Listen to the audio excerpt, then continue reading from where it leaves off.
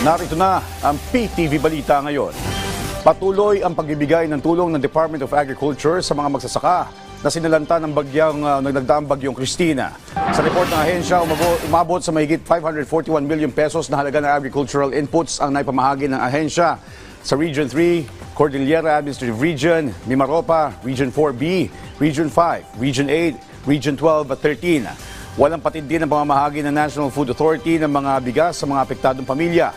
Sa tala ng ahensya, nasa mahigit 2.8 billion pesos na ng halaga ng mga itinanim na palay ang napinsala ng nagdaang bagyo. Gayunpaman, siniguro ng DA ang pakikipag-ugnayan sa mga apektadong LGU upang mapaigting at mapabilis ang pagbibigay ng ayuda, partikular na sa mga kababayan natin magsasaka. Sa kaugnay pa rin balita, dumating na sa Naga City, Camarines Sur ang 4 na truck ng bigas.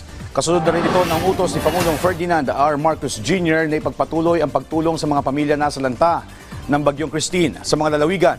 Sa kanyang social media post, sinabi ng Pangulo na ang mga bigas ay nagmula sa National Food Authority at Food Terminal Incorporated. Kasabay nito, tiniyak ng Pangulo na magpapatuloy ang pagtulong ng pamahalaan sa mga pamilya na nasalanta ng bagyo.